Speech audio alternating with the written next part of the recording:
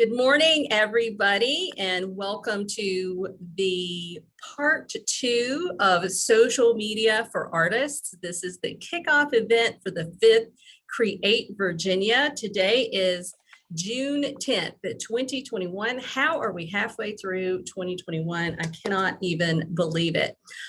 This is our 2021 Create Virginia event. Create Virginia is a conference that supports artists and performers from across the Commonwealth to improve your art by helping you get control of the business side of things. You know how to make art. We want to help you make money and spread the joy that and thought that your art promotes and make some money too. You can see the growing list of Create Virginia workshops at createvirginia.com. My name is Stephanie Keener, and I am the Executive Director for the Virginia SBDC, which serves the City of Lynchburg, Amherst, Appomattox, Bedford, and Campbell counties. Locally, we're hosted at the Lynchburg Regional Business Alliance in beautiful downtown Lynchburg. I'm here today with Susan Brown, who's our Create Virginia Program Coordinator, and Tim Gosnell, our fearless program leader for this morning. If anybody is joining us for the second part, who saw the first part as the recording, you already know that you have the great workbook and all the things that you have access to, including some one-on-one time with Tim coming up. So make sure that you open up those emails that you're going to get from us later to check those out, along with all of our other events that are coming up. So Create Virginia is a production of the Virginia Small Business Development Center. They are supporting our webinar today. The Virginia SBDC has 29 centers across the Commonwealth providing training and technical assistance to small businesses and entrepreneurs. The Virginia SBDC is headquartered at George Mason University and is a program that is a cooperative agreement between the U.S. Small Business Administration, premier institutions across Virginia, and our local governments. So Tim is the founder of Double Tap Media. And he did that to help leaders use digital marketing and social media to grow their businesses and organizations. Tim partners with business leaders to help them understand what customers are looking for so they can tell their story in such a way that people listen. Tim, who is a talented videographer and producer, began Double Tap after serving as communications director for Blue Ridge Community Church. Susan, do you have anything that we need to add really quickly? I do not. I'm just excited that everyone's back and that we're going to get to part 2. All right, let's go. Tim, we'll turn it over to you. All right. Thanks, everybody. All right. So super excited to be back with you again. We have Annette from our team. She is in the chat still, so you can post any questions in there. She'll aggregate them and we can address those at the end. Or if you just want to talk about your questions in a one-to-one, you can schedule that. And then I have Chris in the corner and here making sure I don't mess anything up with our stream. So again, special thanks to our team. So on Tuesday, we took some time and talked about how often we want to post, how many posts per week we want to do, and then we decided when we were going to do those posts. And now we're going to move on to the post content. We're going to talk about the different types of post content, how we're going to stack different types of categories and those sorts of things. But before we do, I wanted to go ahead and jump back in and watch the second video from our creatives. And in this one, they're going to get a little bit more tactical. The thing, we just finished up the video yesterday, and I was watching it, I was like, wow, these people they're echoing a lot of the principles that we have already talked about or we are going to talk about. And that's because they are relatively universal. And so I was excited to hear that those themes. So you're going to hear a lot of those themes that will hopefully reiterate and confirm some of the stuff that we've already talked about from these artists. So they're going to get a bit more technical and a bit more practical into how they handle their social media. So we're going to jump into that. What is your relationship with content creation? Like, where does the social media come in and how does that play out? So I tend to post like twice a week now, Tuesdays and Fridays, and I will alternate between video and photo just so in the feed it looks a little bit different and it's not like video on top of video or video next to video. And I just alternate back and forth like that. I curate myself and post with the work that I want to attract. I still do that to this day. This year, I mean, I've done over 15 projects. I've only posted probably about 5 just this year. And that's because to me, it was something new. And I was like, hey, I would love to do more stuff like this. Let me show this. It's really kind of moved from, the beginning of my career where it was like, show everything, show what you're doing, to like, show what you want more of. Like say if I'm promoting for like an event, I'll try to do it like sporadically. So I'll put it like, I'll post once like on a Monday, then I'll repost it on Wednesday, then the event's on Friday, I'll make a final one, Sometimes people get tired of seeing it and then like you'll post it, but your reactions won't be as great, As far as in me personally, I like to post and make a post probably about once a day or once every 2 days, depending on what's going on. Most of you that have success, one of the common denominators is you post consistently, right? And I think that is very challenging for the average person to post that consistently, especially without any sort of structure. So why do you think you're able to do that? Post even when you're not motivated to. And that's when it's helpful to have a couple drafts or like some backup content or whatever. Because if I didn't post every time I didn't want to, I would have quit like 5 years ago. I would quit like every other week, honestly. So it's like the whole thing where they say get up early even if you're not motivated to, and then the motivation will come. It's kind of like that. So staying consistent despite yourself. You can't let your moves affect what your overall goal is, And so that's something that's been helpful to me with posting, because there's been days where I felt like I didn't want to get up early, instead of posting anything. I'm just like, And if the situation is serious enough, then of course you take that time to help yourself. But overall, you just got to be like self-driven, and you got to be dedicated. You just got to want it.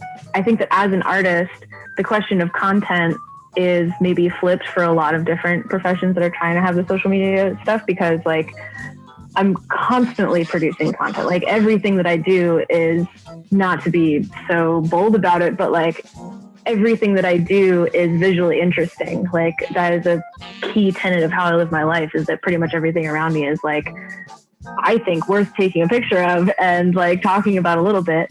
So it's more a question of like, when can I sit down and like capture and process that information? Yeah. Consistency is key. I mean, whether you're talking about social media or not, just in business. The most consistent thing I do in social media is post in the morning, because I like to catch people when they wake up. That, and sometimes I post at night because I'm thinking about the person who's lying in bed or sitting in front of the TV, like that. So I like to think about who's actually following me in terms of when I post and why I post. If you were able to go back and talk to the younger version of you who was just starting out on this journey with social media and your art, what would you tell yourself? Take it seriously, but don't take it too seriously. At the end of the day, if you're very excited about something that you're posting and you are really proud of it and you think you did a great job and it doesn't perform well at all, that's okay. It's not that deep. Try again tomorrow. Going back to the beginning, I would tell myself, hey, you need to connect with your audience a little bit better, instead of just showing finished product after finished product after finished product. Really lean into the process in which you love so much about the work. People would appreciate it a little bit more if they really saw what went into it, from the design phase all the way to being out there and painting on the wall. I do remember thinking, okay, I'm starting a business and I'm starting this like brand identity, and I want to like get a lot of attention to it. So that means I need to be on every platform. And I have let that drop into the gutter. Like, that is not true. I don't think that is a good use of my time. Yeah, I think it's really okay, and it's good for people to hear. It's okay to only post once a week. It's okay to post once every 2 weeks, and it's okay to focus on one platform. And in fact, you can't focus on every platform and get any sort of penetration and depth and real kind of community. You can only do that on so many at a time, unless you're at a scale where you have teams, So I think that's really, really great advice.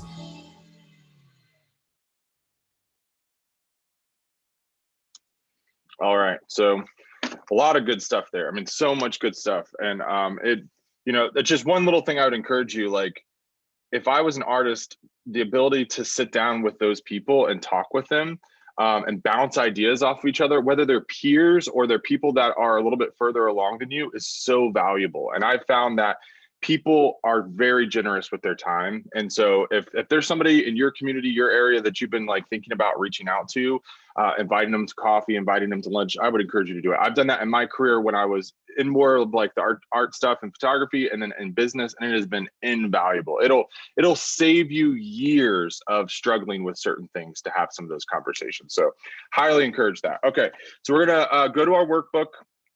We're on page 6 now in the workbook. Content all posts, that's what we're talking about. All right, and so right here at the top of the page, it says most posts should have something to do with your art. And if you'll look right before most, I have all, and I have it scratched out. So the reason for that is when I teach this to businesses, I say all posts should have something to do with your business and organization and what you do. And the reason for artists that I've changed it to most is that for most artists, you are your brand, right? It's a little bit different than a business. A business is not a person. A business is a product or service, it's an organization, but you are a person. So you're more than just this art. So you can post a picture of a child or grandchild or something every once in a while. You can post something about, a nice trip or vacation that you're going on. Those would kind of be out of place, in my opinion, on a regular business account. But for you as an artist, since you are your brand, it's okay to bring in some more of those personal things and some of those things that I might, for a business, consider are outside of what you should be posting about. It should still be in the minority. And I still like, especially for thinking about something like Facebook and Instagram and any of the platform that have stories, the more ephemeral type posts. I think that, some of those are probably a great place for some of the more personal stuff that falls outside of the circle. So in general, the circle on the screen is going to represent the type of posts that you should be doing on your account. So most everything should have something to do with your art. So there's things that fall outside of that I think I see people posting on their business accounts, whether it's art or businesses, that I think should not be on their account, that I recommend that you not post. That's things like just general inspirational quotes, things about holidays, like graphics about holidays, like happy, Hanukkah, Merry Christmas, happy Thanksgiving, those sorts of things. Random memes that, are funny, but maybe have a little bit to do with your art or something like that, but it doesn't really feature your art. It's funny to you, but it might not be why your people are following you. Weather related post, hey, it's snowing, that's great. But it doesn't have anything to do with your art. So we want to keep that. I'd recommend keeping that off of your account, right? Here is like a made up and exaggerated example of this and how this plays out, okay? This is an account called I Draw Things. And it's a meme and it says, I just want absolutely all the bacon, right? It has nothing to do with drawing. It has nothing to do with their art. It might be funny. This person might really like bacon, right? So it's funny to them and it's personal. It shows something about them, but it doesn't have anything to do with their art. People are following them to see their drawings, to see the process behind their drawings and their art and that sort of thing. So in this illustration that we're using, bacon falls outside of the circle. And so I would say, hey, I don't recommend posting that, okay? But here's the thing. With most anything that you would want to post about, there's a way to bring it from outside of the circle of things you shouldn't be posting about to inside of the circle. So how, for an account called I Draw Things, can we bring bacon inside of the circle? Well, before we get to that, just because something gets engagement doesn't mean it's effective, right? So let's say that account, I Draw Things, they posted it and it got 118 likes. Let's pretend that this is all made up, but let's pretend it got 118 likes. And on average, this account gets 20 likes per post, right? So this is huge for them. So you get this this rush of like, oh, wow, this was awesome. I should post more stuff like this. But is it furthering the account's goals? Is it furthering your artist's goals? No, it's not doing that.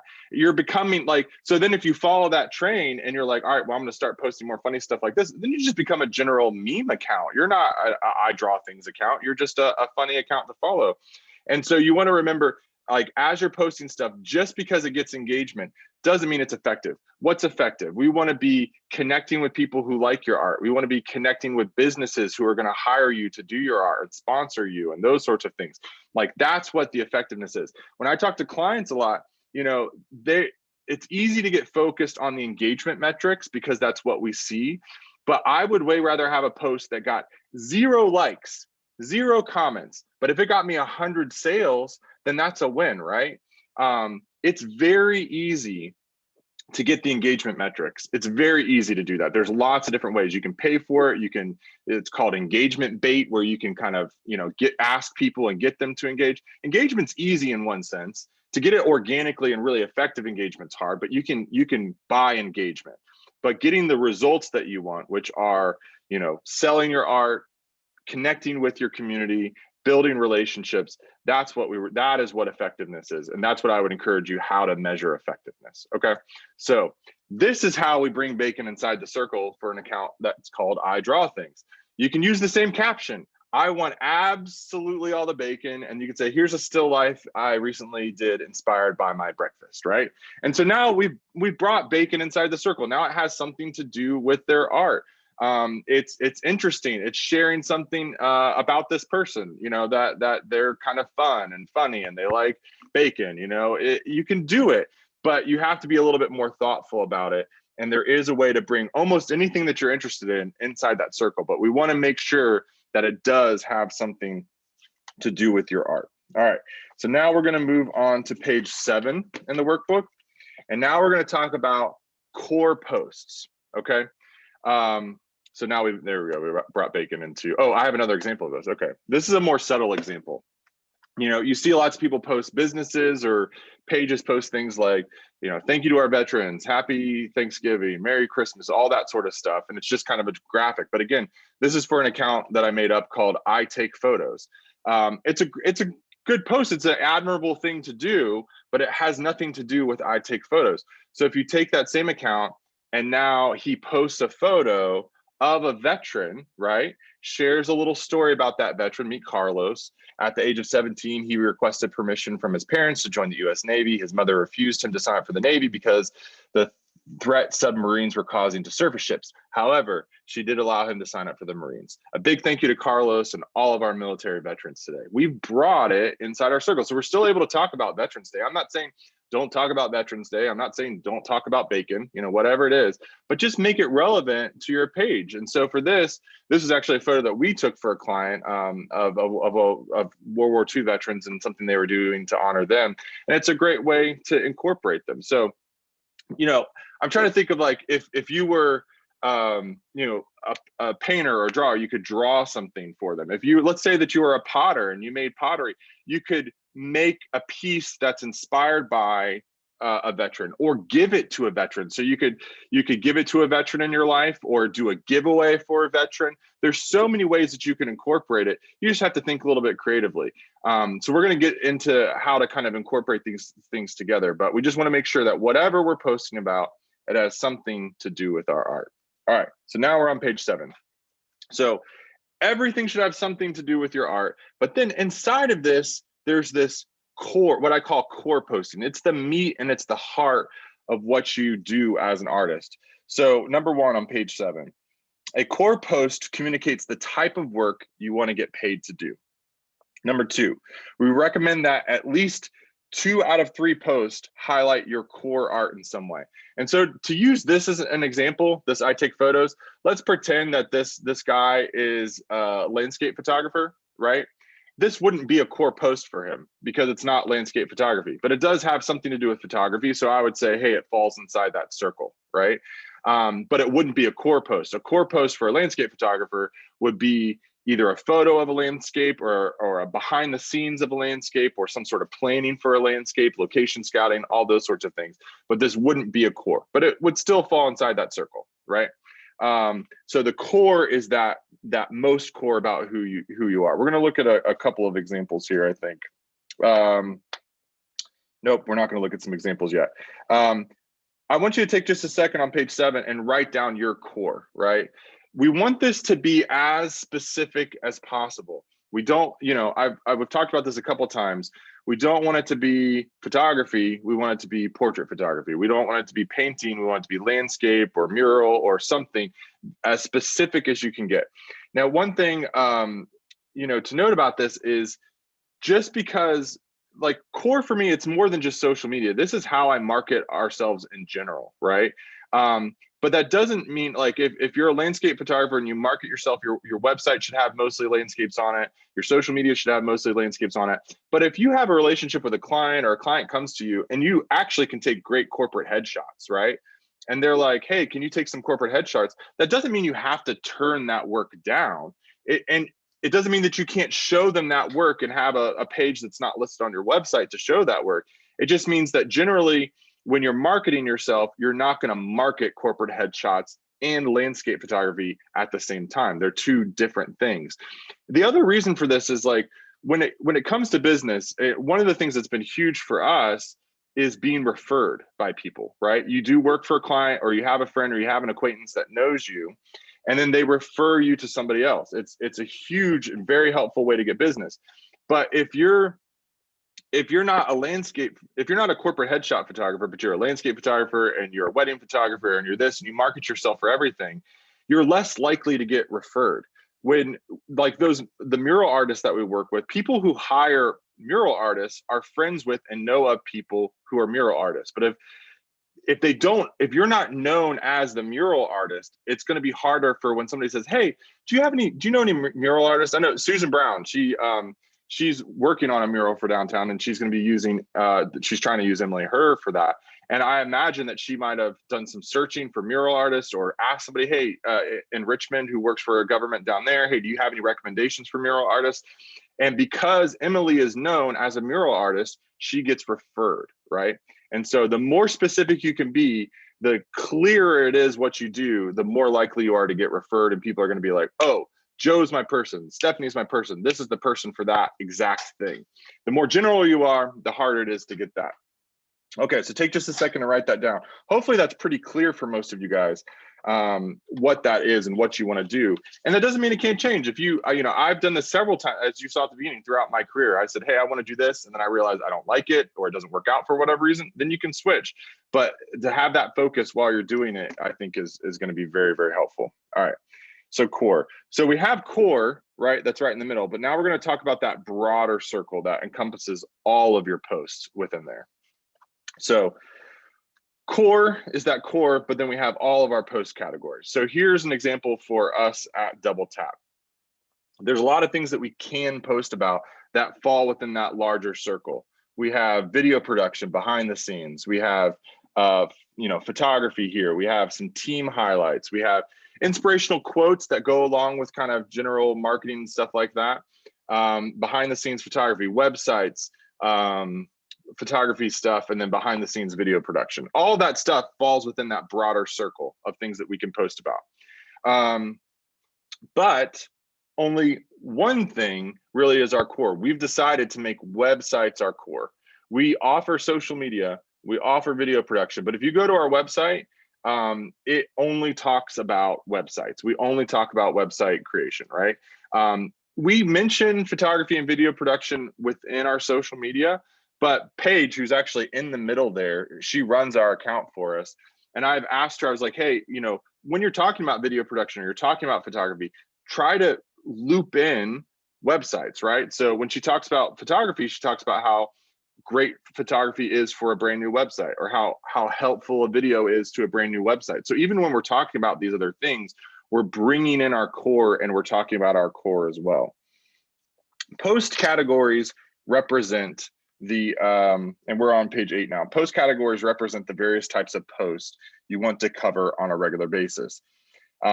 Post categories can be combined to cover several different categories in one post. And we're going to walk through several different examples of this, like core versus all of our post categories.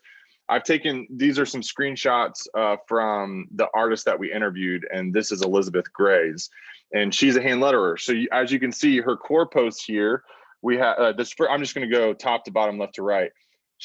Nails are interesting because, when I say most of your posts should have something to do with your art, her art is hand lettering. So you can see the posts that are the hand lettering, but there's a couple of them that incorporate nails. And so I talked to her about that, and she's like, well, my posts generally had my hands in them, and I really liked, I like my nails, and I do stuff with my nails, and then people started commenting about them and doing, so she's kind of incorporated that as one of her more personal post categories, and then she's gotten sponsorships around it and all that sort of stuff. So nails for her is a part of her post categories, but her core is the lettering, right? So we have the lettering. There's this hello, there's the June, there's the other June. Those are all lettering.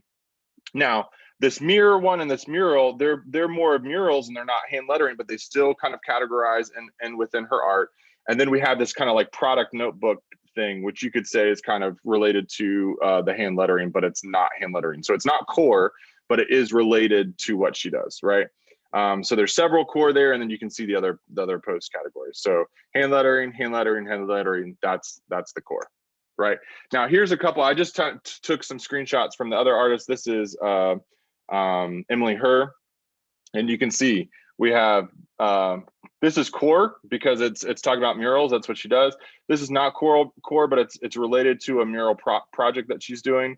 Core. Now this is landscape. It's still painting, so it falls within that circle, but it's not the mural work.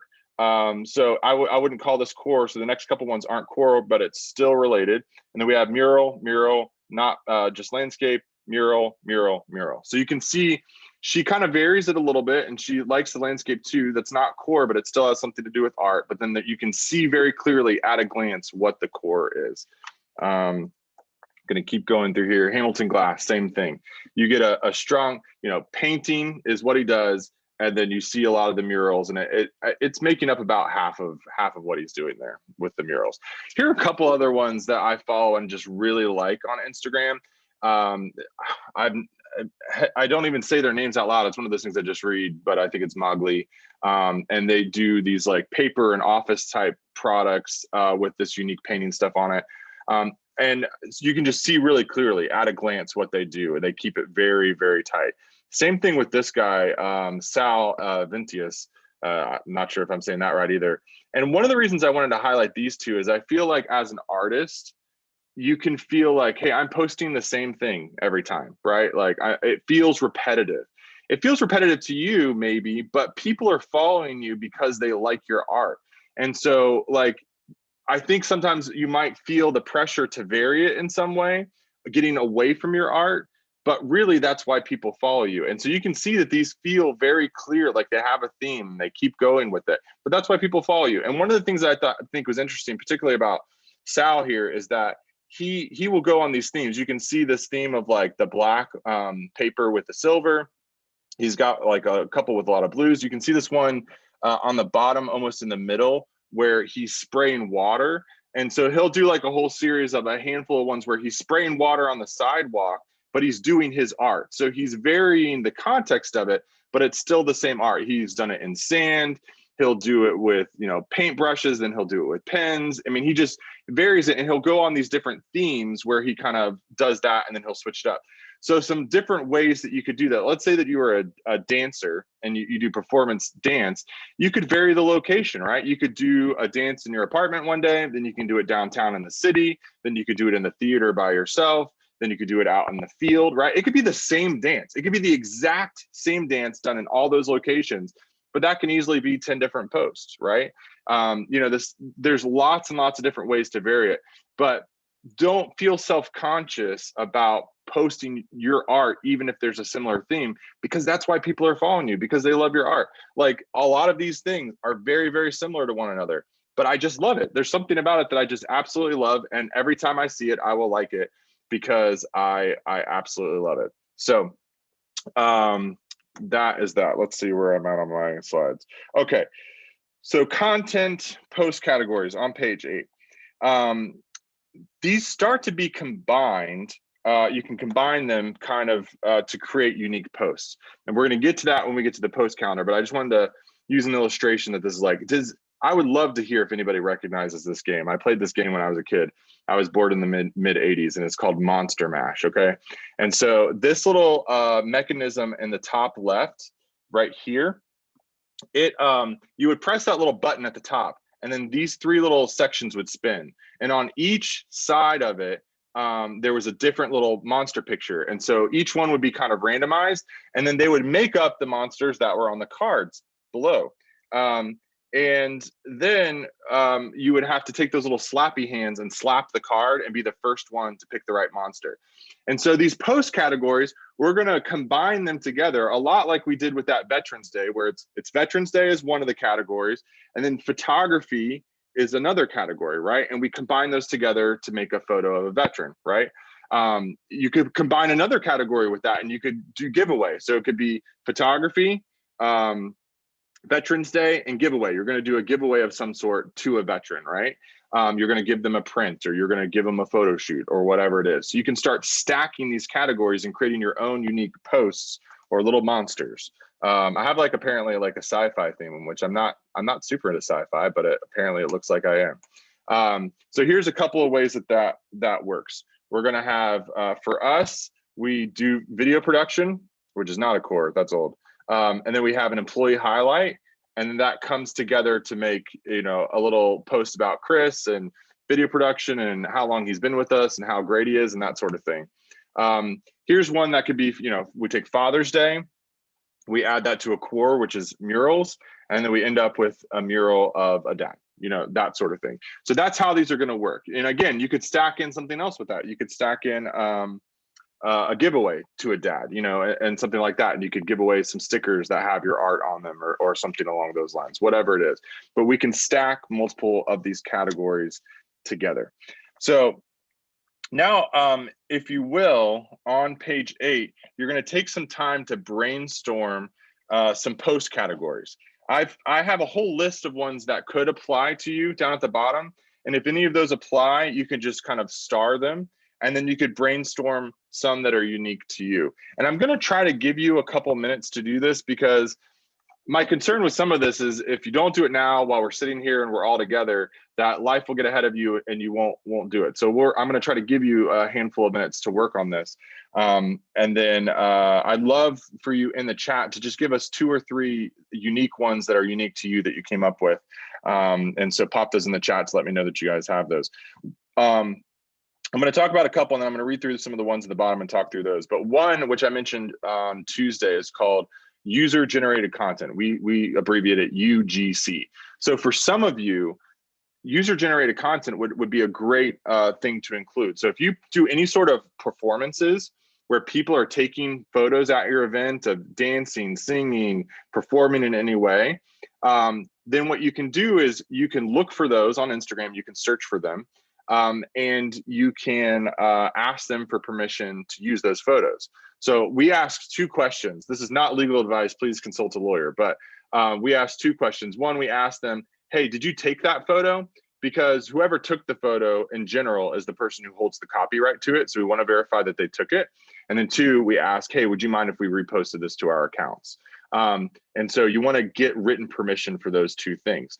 But now you're having extra content that you're not having to create. You just have to take a little bit of time to search for.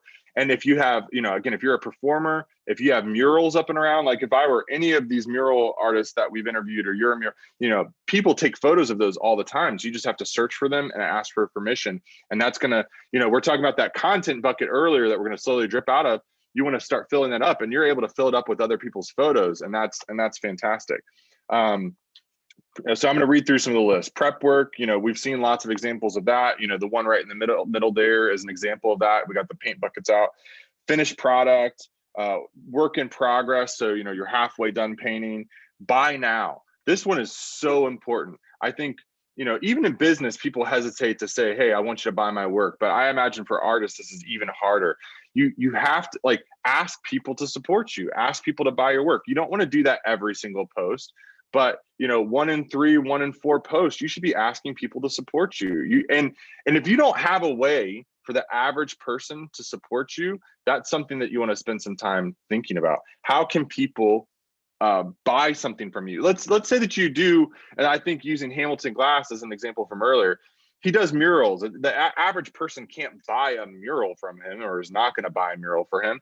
So how can you take your art, maybe art that you've already done, and turn it into something that people could buy, which could be something like a sticker or a t-shirt or a print, those sorts of things. So even if it's not natively something that you do, I would encourage you to think about how can you make it so that, there's so many platforms that make it so easy where you can just upload your art and then pick what products you wanted to get printed on, and then they print on demand and stuff like that.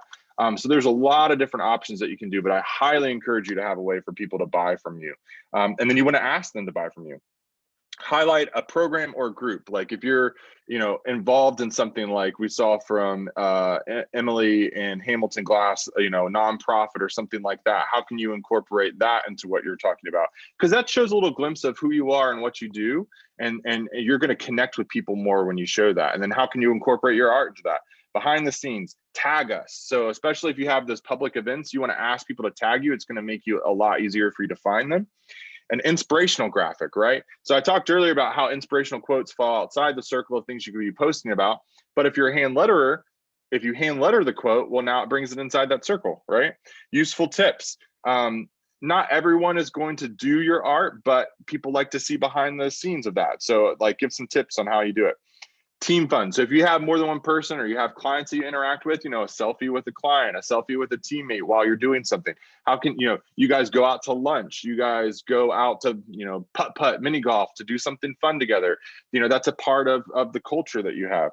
Giveaways, throwback Thursdays, events, event reminders. Events and event reminders are super important. And Rob J in the video referenced that. But if you have an event, posting about it one time is not enough. You have to post about it and remind people a whole lot. We have a series of event reminders that we typically do that are 3 to 4 posts where you post about it initially, a week before, the day before, and the day of. So that's a really good habit to get into. So event reminders.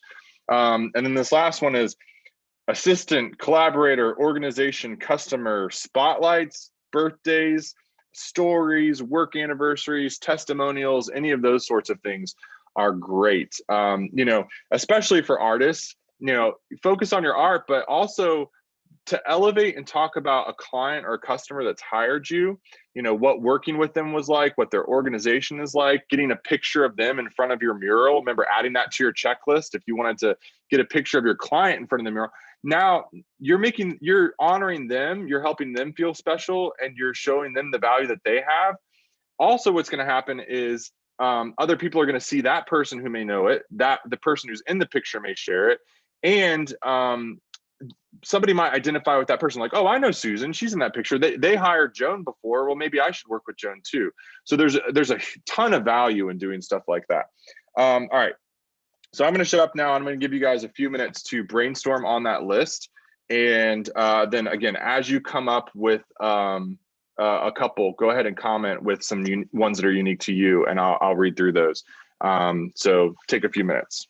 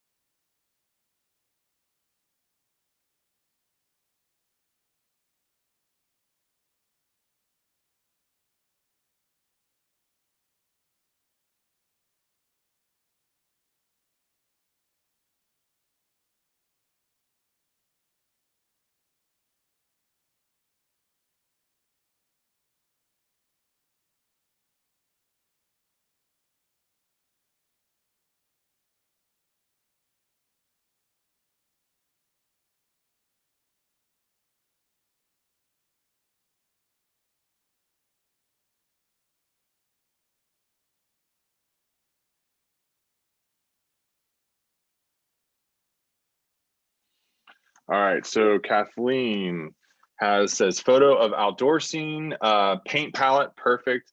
Then finish painting, perfect. Yeah, and if I'm assuming Kathleen, you're a landscape painter, and so I think the photo of the scene that you're painting, And then showing the painting, that's great. And then you can even show it to start, maybe show the blank canvas and then just have a picture of the scene. And then later, once it's finished, I've seen people, show the scene and then show the painting so you can swipe through on Instagram. That's fantastic. And Amy Thompson asked earlier, I'll just go ahead and address this while I'm talking. How do you feel about selfie posts? If it's consistent, my core is my art, but I am an art teacher. No, I think selfies are fine. I think selfies are great, especially, again, because you are your brand and people connect with people, right? So I think if they can see your face, they're going to feel like they know you more. They're going to feel like they have a relationship with you, and all those things are really, really good. So I think a lot of artists, and a lot of even the ones that we've looked at, tend to not show their face. And I wouldn't know those artists if I walked by them on the street. You know what I mean? And I think that that's a little bit of a problem. So I think showing your face from time to time is great.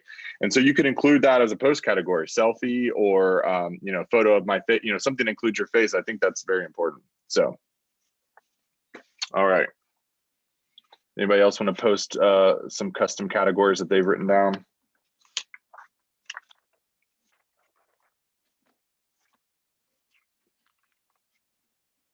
Great.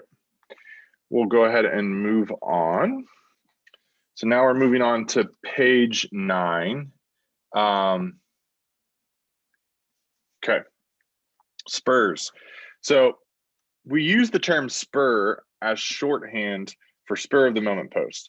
With all this planning and pre-scheduled content, spurs help keep your content spontaneous and relevant in a way that cannot be planned ahead of time. So there's certain things that you just can't plan for. And one of the examples that we use with some of our stuff is weather. If we work with a restaurant and they have hot chocolate in the wintertime, we have scheduled posts that say, hey, it's a cold day, you should come and warm up with a nice cup of hot chocolate. Well, we scheduled that out 3 months in advance. And then when December 12th comes, it's unseasonably warm and it's 75. All right, so that does not work. So we learned very quickly there's certain stuff that we should not be scheduling ahead of time and that we can only do in the moment. And so one of those things is weather related. Some of those things might be photos at an event, right? Like, so if you want to take a picture at a gallery show, you can't do that until the gallery show. But what we can do is we can plan for it. It's kind of like scheduling a date. You can schedule a date night, and on your calendar, you can say, hey, this is the event and I'm going to do a spur, and it's going to be a photo of me with some people at the gallery show. And then you can put in a task in whatever sort of task manager that you have with a date for that, so you don't forget. So spurs. And so take just a second on page 9 and write down how many spurs per month. And I would say that your spurs should be less than half of your post content. So if you're doing one post a week, so that's about 4 a month, you should not be doing more than 2 spurs.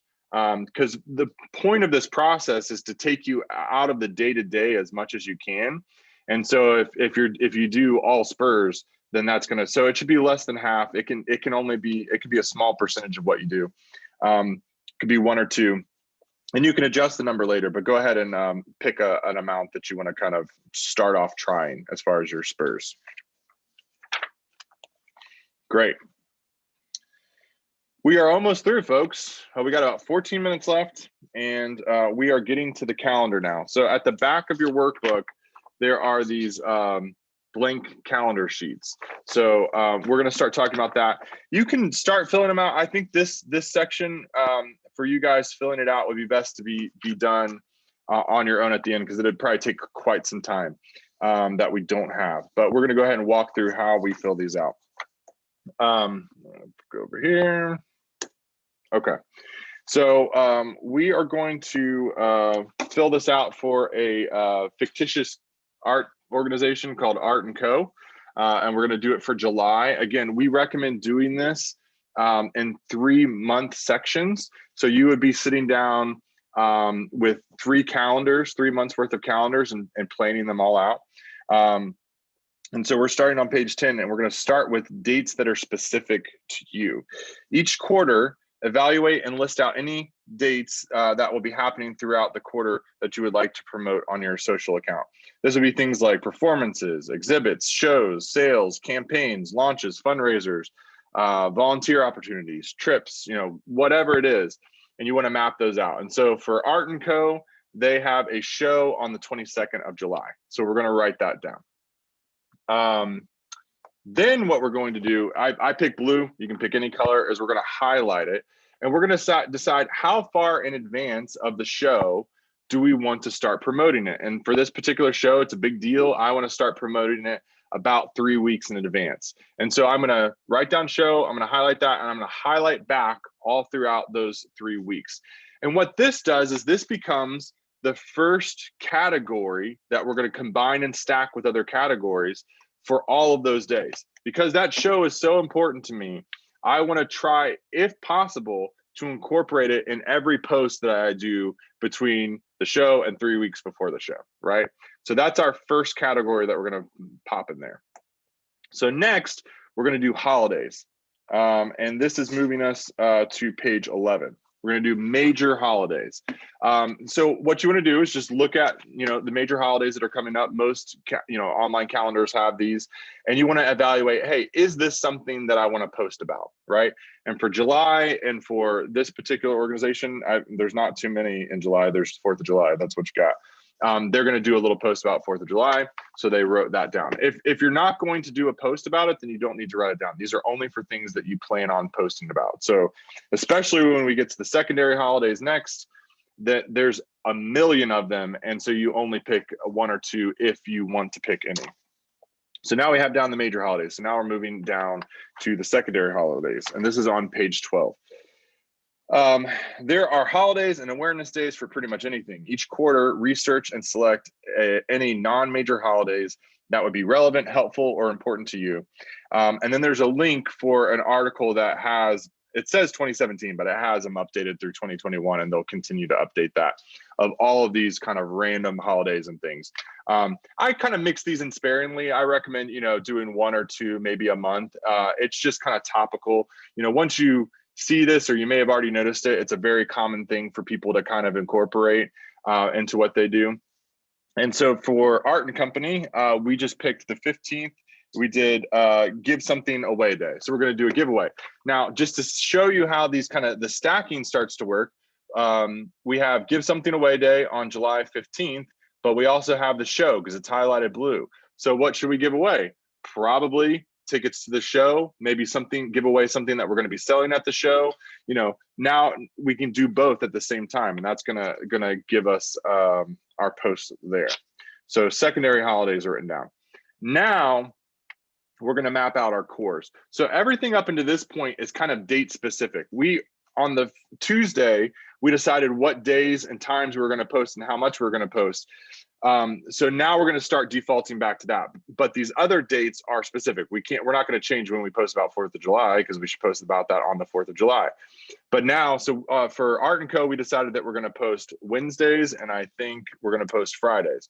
So on Wednesday, we're going to pick Wednesday as our core day because it's so important. We want to make sure that we have those cores in there. And I highlighted those pink so I can just remember those. So every core there needs to have something to do with our core art that we're doing. And then in this particular case, all those cores fall on the show because they're highlighted blue. So it's going to also incorporate something about the show. And now we're going to add in other post categories. So I chose Fridays for Spurs, and for this particular account, we're doing 2 Spurs a month. So I put those in on Fridays. The reason I like the end of the week for Spurs is it gives you the beginning of the week to maybe gather some content. We're always supposed to be taking photos to kind of be filling up our bucket and our library of content. And then when Friday comes around, you can kind of sort through your camera roll and see if anything recent has come up that you can post about. And in this case, if a spur comes up that has something to do with the show, like for instance, on the 23rd, that's the day after the show, then definitely be planning on taking some pictures at the show that then you can post on the 23rd there. And then for the 9th, that spur could be something about what you're doing to get ready for the show, right? And then we've added in some other ones. And for these other categories, you're just going through that list that we just brainstormed on page 8. and you're just kind of sprinkling those in, right? And adding them. We want to, typically we're going to have 1 to 2 categories per post, maybe 3, and I probably wouldn't do any more than 3. So for instance, the 14th, how this works, we have the show, right? So this post is going to have something to do about the show, and it has the core. So if this is a landscape painter, they're probably going to be talking about a landscape painting that's going to be at the show, right? And they're going to talk about how you can buy tickets to the show, or how you can buy stuff at the show. So we're highlighting all 3 of those things in that one post. Again, we talked about the Give Something Away Day. And then for the 21st, there we have the show, we have core. So it's going to show our landscape paintings, and then prep work. So how are we either prepping for the show, or how do we prep for the core? So some behind the scenes sort of stuff there.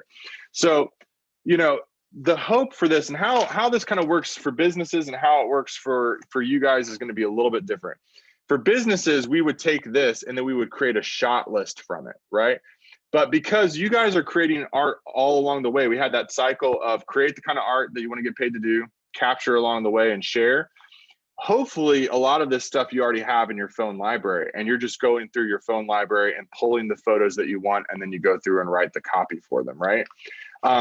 But any that you don't have the photo for, or something to go along with it for, then that becomes a shot list for you. So let's say you had a handful of these, but you don't have anything 4th of July related, then maybe you put on your task list like, hey, I need to do a little 4th of July painting, right? And then that'll check that off for that month. This takes time, this takes work, and this takes discipline to kind of do this. Once you have this all done, you have all your photos picked, you have all your captions written, then we take time and we schedule this out in some sort of scheduler. Facebook scheduler, and you can schedule Facebook and Instagram is fine. And that's a great place to start. It's free. But what I think is the time and discipline to do this ahead of time is easier than the time and discipline that it takes in the moment twice a week to do it. Does that make sense? Like if I have to get the motivation on Sunday the 4th to do the painting, I'm most likely not going to do it. And then I have to do it again on the 7th, and I have to do it again on the 9th, and I have to do it again on the 14th and the 15th and the 20th or 21st and the 22nd. Like that's a lot of motivation and self-drive that I have to do in the moment. But what I am more likely to do is sit down for a day or two and plan out all this content. Just sit down and say, hey, I'm going to get it done. And then it's done for the month. And then I have a couple of spurs that I have to do, but they're the exception. And I get to respond to comments and engage with people. But I'm much more likely to do this and be consistent about it, because that's what's key, right? Is consistency. If I have a couple of days where I dedicate myself to planning out social media, and then I can focus back on my art, because those focused work times where instead of spreading it out, I think are really helpful to building discipline and building consistency. One book that I think that's been really, really helpful to me with this is Atomic Habits. I don't know if you guys have heard of it. It's a fantastic book about developing habits that you want to grow in and be consistent about, and to be able to do long term. And so I would highly recommend you guys read this if you struggle with the consistency of social media or anything really. I'm going to actually give this book away to somebody who signs up for one of the one-to-ones. So I'm going to, we'll pick somebody there. So the one-to-one link is on the screen, doubletapmedia.com/one-on-one, and you can schedule those now. I'm going to check my phone and see if you guys have any questions. You can drop those in and we'll be wrapping up in just a second. Let me see. I don't have anything from Annette. So unless you guys have any other questions, that is the end of the show. Stephanie, I will pass it back to you. Thanks, Tim. I am going to make it so we can all see each other again. Yeah, thanks so much. I think that, this is one of those topics that we listen, and then what is going to happen is we're going to look at our workbook, and then we're going to, have questions pop up. So you guys are all going to get information from Susan, from Create Virginia about how to schedule with those one-on-ones with Tim. So when you sit down and you're looking at your workbook and you're like, well, I don't know, I mean, a big thing that happens to me is with regard to consistency is when I'm trying to manage my time and I think, okay, I need to be doing my Instagram posts at noonish on Wednesday or Wednesday evening or whatever it is. And then I get sort of, sidetracked. And then I think, oh, I'm late, right? I've just messed that up for the week. I try to remember that that's okay, right? And I try to think of it as an experiment. And that way I can go back and see what those statistics are on Thursday morning when I finally get to it. Or whatever. And maybe I'll find that, Thursday morning is a better time to post than Wednesday, right? So, yeah. Well, listen, we are going to be adding more and more Create Virginia events throughout the month. We are, hearing from our participants that we have had at past Create Virginias like Surf Plus, who are going to be adding some titles for us about disaster recovery and other issues that Surf at CREF that they address. We're working with the U.S. Patent and Trademark Office to add topics like copyright and other things about patents and trademarks that are going to be really useful for you as artists. So be on the lookout for that.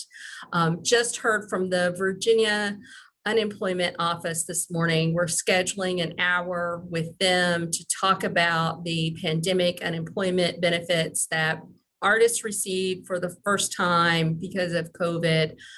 That's been a really tough thing to navigate for folks who are self-employed, sole proprietors. They were not eligible until the pandemic. So we have a special time just for you. So make sure if you know an artist or who is struggling to understand what's going to happen with those unemployment benefits in the coming months as things start to wind down, make sure they know that that event is coming up. It's on July 13th. It is just for artists and performers. So, you can have that time with the unemployment, the VEC for that.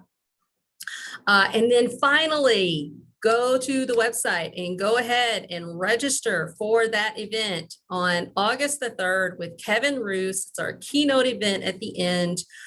Kevin Roos is a technology writer with the New York Times. If you listen to the Daily, you've heard him lately talking about NFTs and the impact that non-fungible tokens are going to have on the arts community. We are looking at a big shift from how you can claim ownership of something on the internet. And this is a game changer for artists and performers as you are thinking about putting that stuff out there via this means that we do all the time now. How do you prove your ownership? How do you, stake your claim there? Right, NFTs, so confusing. So we want to talk to Kevin about what the big picture is about how technology is going to impact the arts and the artists.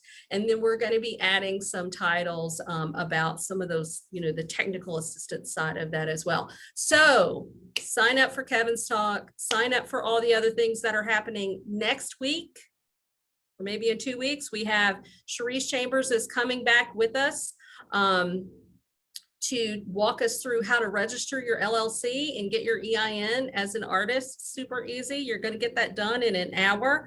So we have some great things coming up, and I know I'll see you back. It's all free this year, thanks to the funding that we received from CARES Act and the American Rescue Plan. So we want to take advantage of all of those. All right. We will see you guys in the coming weeks for other titles. If you need assistance from the SBDC, SBDCLynchburgregion.org, or if you're not in our region, find your SBDC at the virginiasbdc.org. We are here to help you. You are all artists and entrepreneurs at the same time. So use us as a resource. Okay, we will see you soon. Look.